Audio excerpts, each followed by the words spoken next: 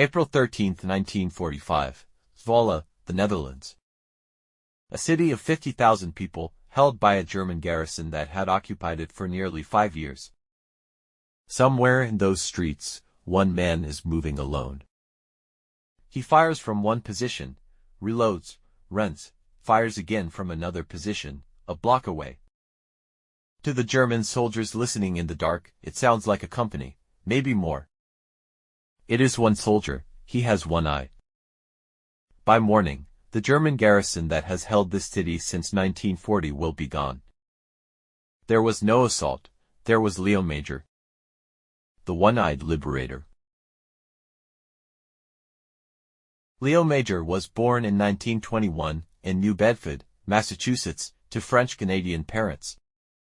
The family moved back to Montreal when he was still a child. He grew up in a rough house, his father was a hard man. Léo left home as a teenager and largely raised himself. Working, drifting, learning early that nobody was going to make things easy for him. He had met his heritage, indigenous blood running through the family line. In 1940, at 19 years old, he enlisted in the Canadian Army. He was assigned to Le Regiment de la Chaudière. Training grounds, rifle drills, a young recruit, unremarkable on paper. Nothing about his file suggested what he would become. He was difficult, insubordinate. He did not like being told what to do. That trait would define the rest of his life. June 6, 1944, D-Day. Léo Major came ashore at Juno Beach with the Chaudière Regiment. He fought his way inland through the hedgerow country west of the beaches. Major single-handedly captured a German half-track. He was already developing a reputation.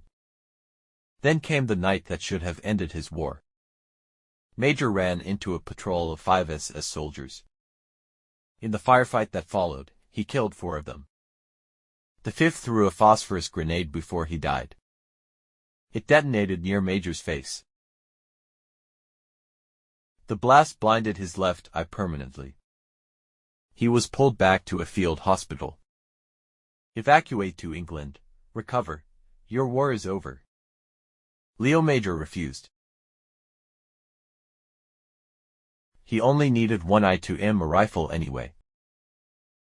He fought the rest of the Normandy campaign as if losing an eye had cost him nothing at all. He went back to reconnaissance work. Scouting ahead of the main force, alone or in pairs. An infantryman needs depth perception to judge distance. Major had lost half of that, he adapted anyway. A jeep accident broke his back. He was ordered evacuated again, he refused again. He fought the rest of the war with a spine that had never properly healed. The Scheldt estuary. Major went out on a solo reconnaissance patrol. He returned having captured more than 90 German soldiers. 93 men marched back to Canadian lines, brought in by one soldier with one eye and a broken back. For this, he was recommended for the Distinguished Conduct Medal. He was 23 years old. He was not finished. By April 1945, Germany was collapsing. One of those cities was Zwolle. Still occupied after nearly 5 years. Canadian command needed to know what was waiting inside Zwolle before committing troops to an assault. If the garrison was as strong as feared, the bombardment would come first. 2 men were sent forward to scout the German positions. Their job was simple: get close, look, come back and report. They ran into a German patrol on the outskirts of the city. Willie Arsenault was killed. Major killed the German patrol that killed him. Then he was alone, at the edge of an occupied city. The order was to retreat, report what happened. Let the artillery do the rest in the morning. Léo Major looked at the city in front of him and made a different decision. He decided he was going to liberate Zwolle, that night, alone. What Léo Major did over the next several hours has become one of the most extraordinary individual actions of the Second World War. He couldn't fight a garrison of German soldiers in a straight battle. He didn't try to. Instead, he became an entire army. He moved through the city firing his weapon from one position, then immediately relocating, making it sound like multiple squads engaging from multiple directions. He threw grenades into buildings where German soldiers were garrisoned, then kept moving before anyone could pin down where the attack was actually coming from. He found German patrols in the dark and engaged them one at a time, never letting the noise settle long enough for the garrison to realize how small the threat actually was. To the German command inside Zwolle, it sounded exactly like what Major wanted it to sound like. A full Canadian assault, already inside the city. Along the way, he made contact with members of the Dutch resistance. They helped guide him and confirmed that the garrison's confidence was cracking. He kept moving, kept firing, kept forcing German units to abandon positions, block by block, through the night. He took prisoners when he could. He avoided civilian areas when he could. Not once did he stop. One man, through an entire occupied city, through an entire night. By the time the sun began to rise on April 14, 1945, the German garrison had withdrawn from Zwolle entirely. They pulled out under cover of darkness, abandoning a city they had held for nearly 5 years. Léo Major walked back to Canadian lines that morning and reported that Zwolle was clear. The artillery bombardment was called off. When Canadian forces entered Zwolle later that day, they weren't fighting their way in. They were walking into a city that was already free. Dutch civilians in the streets, flowers, cautious celebration, flags coming out of hiding. Zwolle was liberated without a single Allied combat casualty inside the city that night, and without a single civilian death. One soldier, one eye, one night. A city of 50,000 people, spared an artillery bombardment. Léo Major was recommended for the Distinguished Conduct Medal for the liberation of Zwolle. What happened next tells you everything about who he was. The ceremony was to be conducted by British Field Marshal Bernard Montgomery. Léo Major refused to attend. He considered Montgomery incompetent.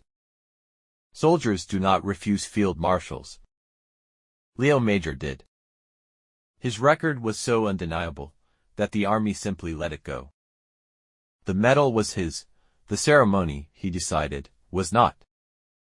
Léo Major went home to Quebec after the war. He worked as a pipefitter. He married. He tried to live an ordinary life after doing something extraordinary. But in the Netherlands, he was never forgotten. Every year, on April 14th, the city of Zwolle holds a Liberation Day ceremony. There is a street in Zwolle named Léo Majorlaan, a permanent marker in the geography of a city he liberated alone. Not every hero gets a street named after them by the people they saved. Léo Major did. Léo Major's story does not end with the Second World War. In 1950, he volunteered again, this time for the Korean War, with the Royal 22nd Regiment, Canada's famous Vendeus. November 1951, Battle of Kijangani Hill 355. Chinese forces advancing through snow and darkness. Officers ordered a retreat. Léo Major refused. He held the hill with a small group of men for 3 days, against repeated assault, until reinforcements arrived. For this, he received a bar to his Distinguished Conduct Medal, a second DCM, awarded for a second war. To this day, Léo Major remains the only Canadian soldier to receive the Distinguished Conduct Medal twice, into different wars. He died in 2008, at 87 years old. By then, the Dutch had already made sure his name would not fade. Zwolle remembers him every April. One eye, one night, one city, saved from a bombardment it never had to endure. A phosphorus grenade took his eye on D-Day. He told the doctors he only needed one 2M rifle, and went back to the war. 11 months later, he liberated an entire city by himself. Then he refused a medal from a field marshal on principle. That's not a legend, that's a service record. 8 episodes in, Hiro Onoda, Simo He, Witold Pilecki, Mad Jack Churchill, Nancy Wake, Desmond Doss, The Ghost Army, and now Léo Major. 8 stories the history books forgot. Subscribe to Valor Unearthed, new story every week.